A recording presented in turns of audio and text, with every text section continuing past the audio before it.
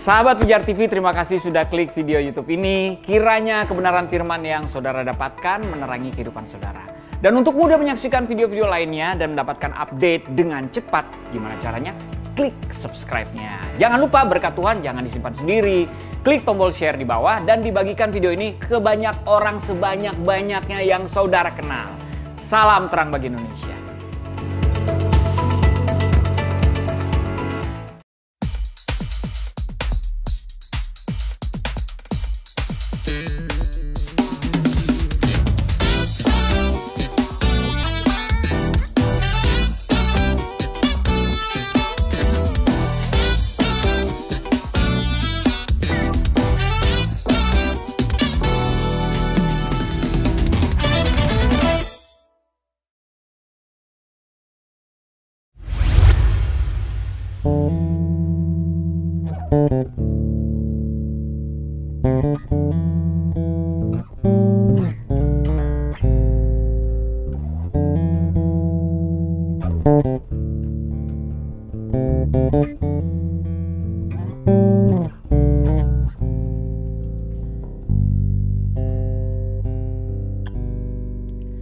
Ya Tuhan, tiap jam ku memerlukanmu.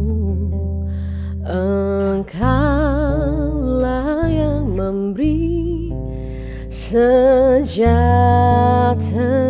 penuh setiap jam, ya Tuhan. Kau ku perlukan, ku datang juru selamat, berkatilah.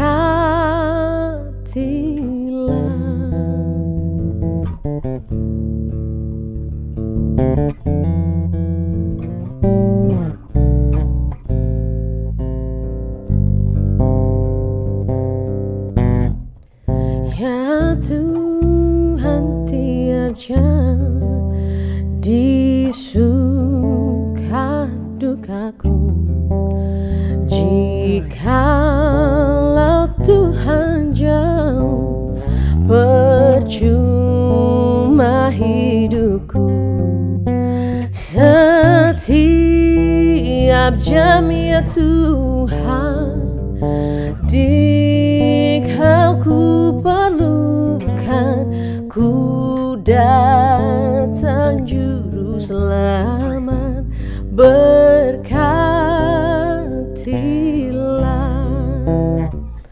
Setiap jam, ya Tuhan, Kau ku perlukan, ku datang juru selamat, berkatilah. Ku datang juru selamat, berkatilah.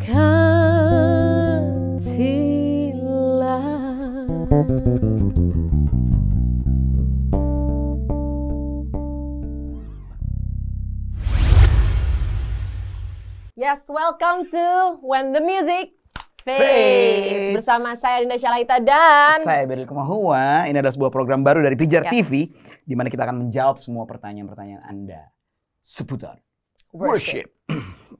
Oke, langsung aja. Tangan misterius. Tangan misterius. Tangan misterius.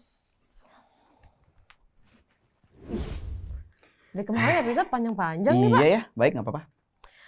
Nih ya, aku ingin banget Kak mimpin penyembahan dan persekutuan. Tapi aku nggak bisa main musik dan suaraku nggak bagus. Bisakah aku mulai dengan modalku yang terbatas ini? Masih ayat yang itu tuh. Yang mana tuh? Skillfully juga bisa. Oke. Iya, Mazmur 33 ayat 3 di versi bahasa Inggrisnya KJV bilang, play skillfully unto the Lord, sing unto him a new song.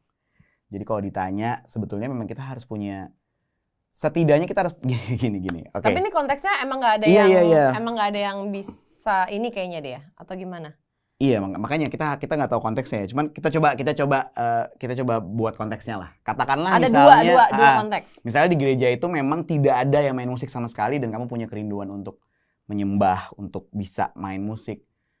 Dengan apa yang kamu punya, bahkan chord cuman 3 kunci aja ya, lakukan yang terbaik yang kamu bisa. It's okay. Tapi beda konteks lagi kalau ternyata ada tim yang contoh ya, kita punya temen suaranya ya ampun bagus sih, Baru mau cuma belum nggak ada fals. nadanya. Dia batuk aja fals gitu. Jadi kita kayak kalau dia mau ada di penyembahan tanpa kita bermaksud menghina gitu ya. Cuman kalau kamu mau nyembah nggak apa-apa di jemaat aja, nggak harus Nggak harus gitu. mimpin ya? Nggak harus mimpin gitu. Jadi kadang-kadang kita juga harus tahu kapasitas kita gitu. Betul, kita menyembah diawali dengan hati yang benar, motivasinya benar, itu dulu nomor 1. Tapi setelah itu gini, kita tetap harus kasih yang terbaik kan. Kita harus kasih yang terbest yang bisa kita kasih buat Tuhan gitu. Nah, kalau kita, karena mungkin konteksnya kita musisi gitu ya, jadi kita sangat mengerti dan memahami bahwa kalau gue mau kasih yang terbaik buat Tuhan, gue nggak bisa kasih setengah-setengah. Gue harus benar-benar ngerti. Waktu saya terjun ke dunia musik pujian penyembahan juga saya belajar gitu. Walaupun saya besar di lingkungan musik jazz gitu, katanya udah bisa ini bisa itu, tapi saya tetap harus belajar karena saya harus ngerti seperti apa sih kalau di musik gereja tuh seperti apa sih gitu. Cara kita bermain dinamikanya seperti apa, chord-chord seperti apa yang bisa membangun jemaat gitu, apa yang bisa membuat lagi momentum penyembahan itu bisa semakin atmosfernya semakin terasa gitu. Saya harus belajar juga gitu. Jadi kalau buat saya pribadi sih gini, apa yang kamu punya, apa yang ada di tanganmu, yes, it's good. Mulailah dengan itu, mulai dengan motivasi yang benar, hati yang benar. Tapi sebisa mungkin pastikan terus menambah skill juga gitu. Ya. Skillnya terus bertambah supaya apa yang kalian kasih bukan setengah-setengah, tapi kasih yang terbaik. Karena kita lagi melayani raja di atas segala raja loh. Dia ini udah paling top dari yang paling top yang bisa lo kasih, harusnya itu yang bisa lo kasih. Ya, kita mengequip diri kita sendiri. Nanti minta sama Tuhan. Misalkan kalau konsep yang pertama nggak ada sama sekali yang bisa main musik, bahkan budaya penyembahan aja mungkin mereka nggak ngerti. Dimulai dari diri sendiri, yes. Tapi habis itu minta Tuhan untuk, Tuhan saya mau di-equip gitu. Betul. Kita juga nggak pernah tahu kan, ternyata kamu talentanya luar biasa, tapi nggak pernah diasah aja, kita nggak pernah tahu, we never know.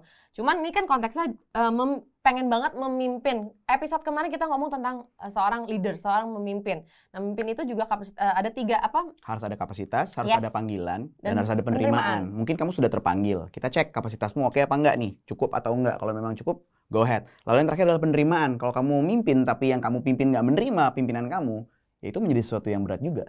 Ya, tapi Nggak bisa berjalan gitu. yes. Tapi kalau misalkan hanya untuk penyembahan untuk diri sendiri mah, semua orang Betul. boleh banget. Anywhere, anytime. Kita bahkan lagi di mobil pun bisa menyembah. Kita lagi Betul. dimanapun kita bisa lakukan apapun itu kita sambil menyembah. So sebenarnya nggak masalah. Tapi di sini dia bilang juga soal persekutuan. Katanya pengen mimpin Ya. persekutuan. Kalau mimpin persekutuan mungkin agak beda konteks lagi ya. Tapi yang pasti yakinkan bahwa dirimu punya kemampuan untuk memimpin gitu. Karena kalau kita bicara memimpin persekutuan berarti kamu harus mengerti firman Tuhan. Kamu harus benar-benar memahami apa yang kamu mau bagikan supaya orang-orang yang kamu pimpin dipimpin ke arah yang benar gitu, ke jalan Ya. bukannya malah kan gini, kalau kita mimpin namanya leader, dia harus nge-lead gitu. Seseorang leader tuh kan beda sama bos. Kalau bos bisa nyuruh-nyuruh gitu. Leader dia memberi contoh, dia memberi panutan, dia menjadi seorang panutan. Nah, kalau kamu sendiri nggak menguasai firman Tuhan, bagaimana dengan orang yang kamu pimpin dalam persekutuan? Gitu. Semoga Next. terjawab. Kita langsung ke pertanyaan berikutnya. Next question. Apa yang ambil? Aku yang baca, seperti biasa. Oke. Nggak dapet nih, susah banget. Wah. Dapat 2 ya? Oh, Kak? nggak. Panjang panjang ya. banget deh. Kamu Oke. biasa. Kak, aku anak rantau pas datang ke gereja pas datang ke gereja di kota karena diajakin temanku. Kaget-kaget aku, Kak, ngelihat kok gereja kayak diskotik. Oh, maksudnya lampu-lampu. Oh, baik, ya kan? baik. Tenang, gak hanya kamu. Aku juga kaget. Banyak lampunya terang-terang dan musiknya gedebuk-gedebuk. Ini mohon maaf pakai gedebuk-gedebuk gimana? Penyanyinya banyak dan teriak-teriak. Di gerejaku, di desa kami hanya pakai gitar dan keyboard dan sama sekali nggak pernah diajar penyembahan yang seperti ini. Ini pernah bahas kita bahas di episode. Berarti ini sebenarnya poinnya menurut saya ya, poinnya adalah culture shock. Yes. Ini sebuah budaya yang berbeda. Beda. Kamu datang ke satu tempat yang budayanya beda banget gitu. Saya kasih contoh paling gampang adalah saya adalah seorang yang besar di gereja Presbyterian, GPIB. Cuma pakai piano. Piano itu baru masuk 10 tahun lalu kalau 15 tahun lalu. Sebelumnya hanya organ ya, organ yang benar-benar elektron gitu. Lalu bongo dan percussion baru masuk kalau nggak salah 5 apa 10 tahun Bongo yang lalu. tuh Bongo gitu. Jadi kayak ada tambah instrumen baru gitu. Jadi kalau gedebak-gedebuk, jangankan di gereja itu, gereja saya juga pasti kaget gitu. Jadi sebenarnya itu bicara soal culture, berbeda budaya penyembahan. Saya kasih contoh misalnya kalau kita lihat budaya penyembahannya orang-orang kulit hitam di Amerika.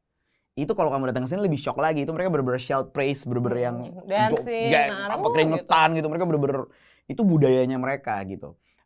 Di desa kita juga pernah ya pelayanan di desa di daerah Lampung Timur kalau nggak salah. Kita pernah pelayanan di sana, bener-bener yang datang mereka nggak biasa dengan gaya penyembahan kita, tapi nggak tahu ya, mungkin karena kita berikan pemahaman gitu di awal bahwa kalau kita lagi nyembah, minta maaf nih sebelumnya, kita bakalan heboh banget nih gaya nyembah kita gitu. Itu juga penting sih ada informasi kayak gitu.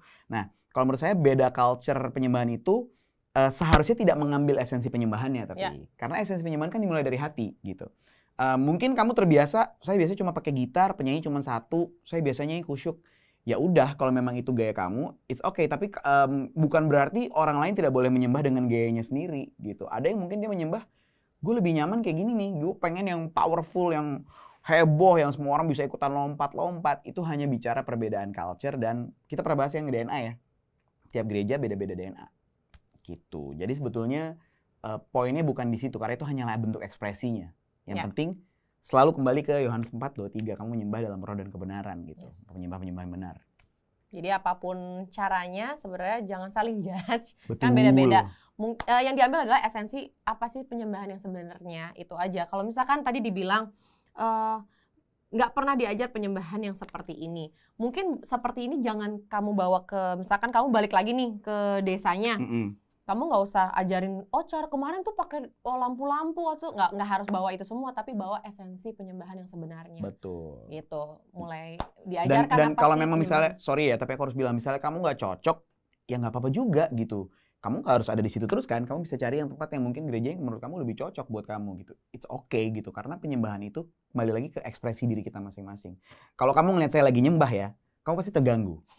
Saya kalau nyembah gila-gilaan, saya bisa teriak-teriak, saya bisa lompat-lompat, bisa siul-siul. Itu kalau di gereja saya aja orang suka pada nengok-nengok gitu nih, kenapa nih orang gitu. Cuman itu ekspresi saya, karena saya tahu banget semua yang saya alami detik demi detik, hari demi hari itu karena Tuhan baik dalam hidup saya. Jadi kalau saya lagi nyembah kayak gitu, saya selalu minta maaf, sorry ya kalau lo terganggu. But this is me, this is how I worship gitu. Karena saya pengen kasih yang tergila yang saya bisa kasih gitu. Jadi semua balik ke esensi penyembahan itu sendiri. Gitu, oke, next. Semoga menjawab. Pertanyaannya panjang, jadi jawabannya juga panjang, mohon maaf. Oke, pertanyaan berikut. Ini bener-bener gak kelihatan loh, guys. Mau aku bacain? Gak apa-apa, aku bisa. Dalam nama Tuhan Yesus. Boleh kasih tahu nggak Kak? Sempurna, kita kan pakai kacamata iman, sedam. Ya. Boleh kasih tahu nggak Kak bedanya seorang penyanyi dengan orang yang suka nyanyi? Oke. Saya pengen sebut nama, rasanya kalau gini teman-teman saya banyak soalnya suka nyanyi tapi dia bukan penyanyi. Boleh nggak sih sebut, mereka anaknya konten kok. Lukas sama Gledy ya, Lukas dan Gledy saya sebut. Kalau nonton langsung sebut. Aduh, I love you guys. Yeah, we love you kok. Aku musik jangan coba-coba masuk tim penyembahan gue. Jangan coba. Aku musik director di gerejaku Kak, tapi susah banget ngebilangin singer-singerku di gereja untuk benerin teknik nyanyi mereka karena mereka merasa suara mereka udah bagus.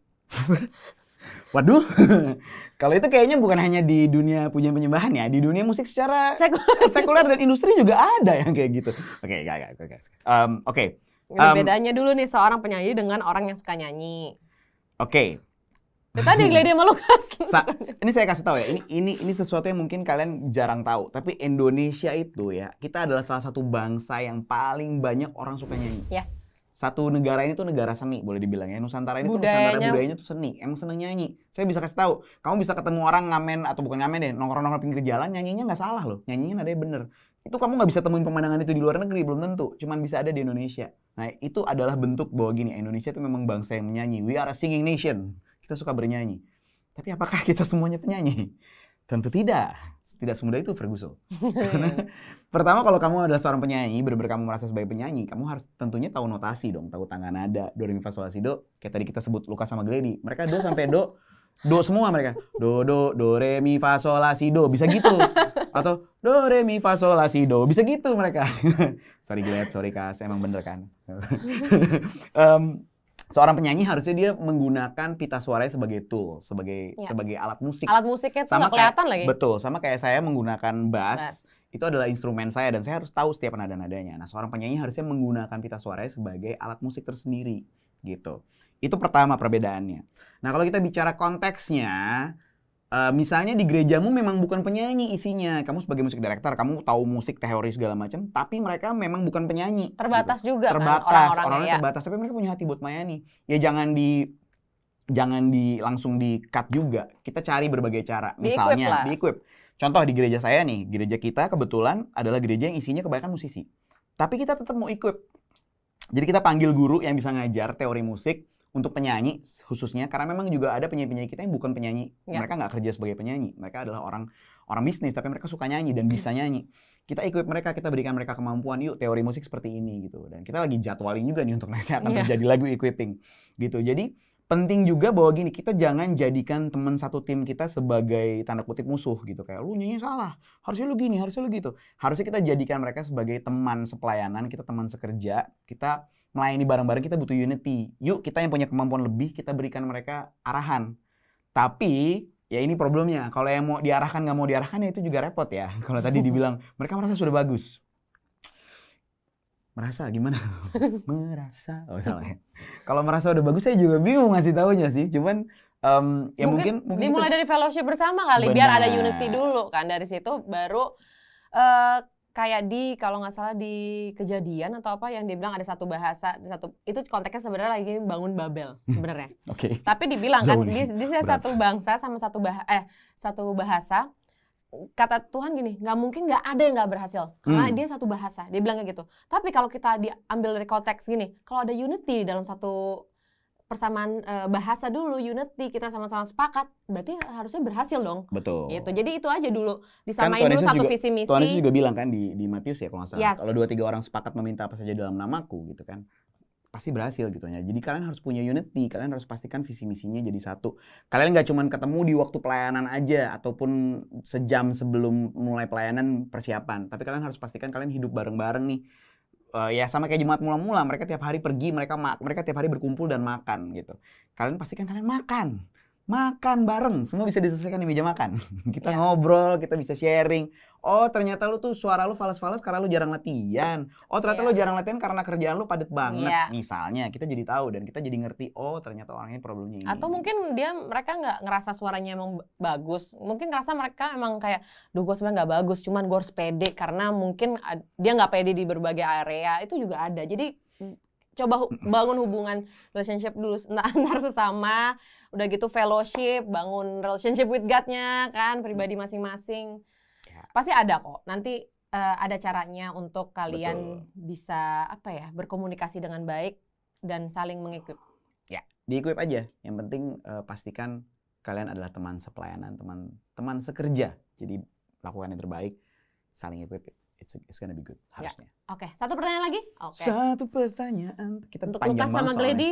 Lukas, Glady, maaf ya nama kalian kita pinjam. Tapi kamu juga jangan posisi kamu udah bagus di situ. Bagus. Kalian ngajar udah top. Nah ini. Pendek. Enak pendek. Tebel. Gimana caranya kita tahu Kak? Gimana sih? Gimana caranya kita tahu Kak apa kita terpanggil sebagai worshiper atau tidak? Orang nih ya suka. cuman kamu yang tahu sih sebetulnya. Enggak, tapi kan memang semuanya terpanggil sebagai worshiper sebenarnya. Ya benar. That's true. Ada ayat ya sebentar. Betul. Oke. Kalau kita bicara worshiper konteksnya apa dulu gitu kan? Karena kalau menurut saya pribadi seperti tadi saya episodenya kapan yang saya bilang ya? Penyembah sejati tidak akan pernah berhenti menyembah. Ya.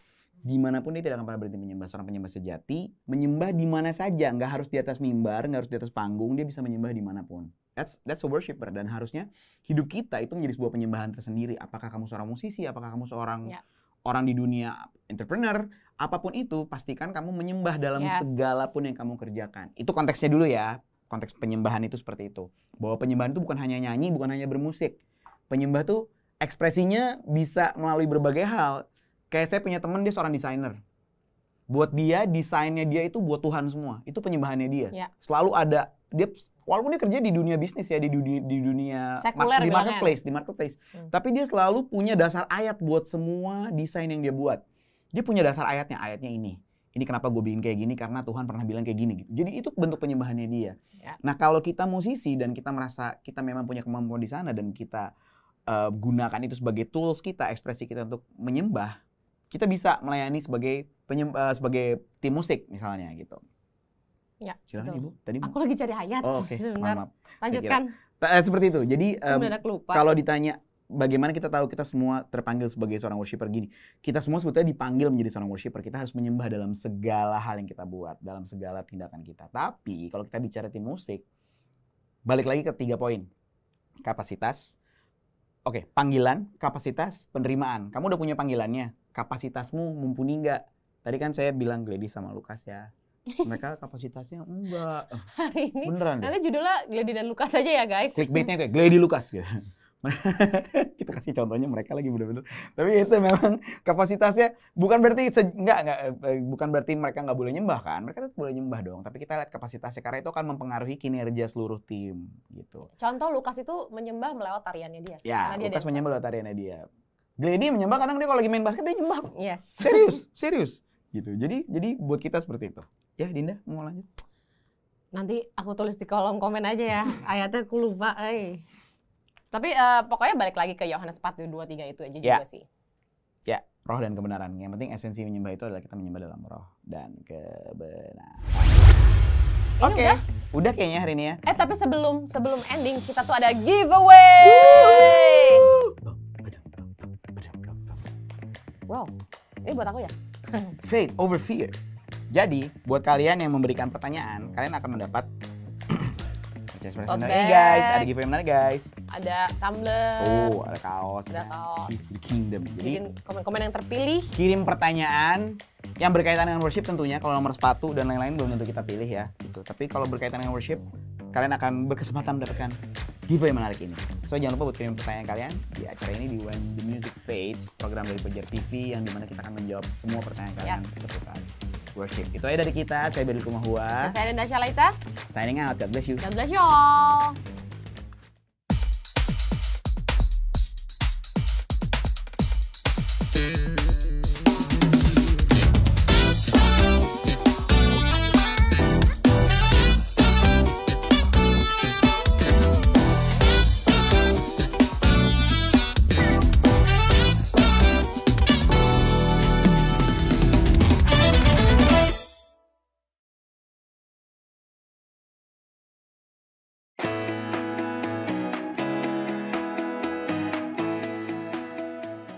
Sahabat Pijar TV, terima kasih sudah menjadi pemirsa setiap program-program Pijar TV.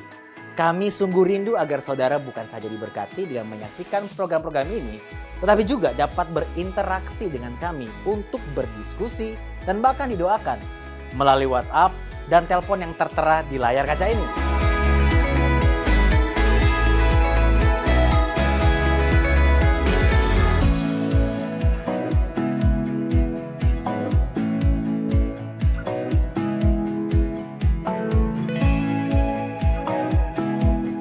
Hubungi kami sekarang melalui WhatsApp, tim respon Pijar TV siap untuk melayani saudara.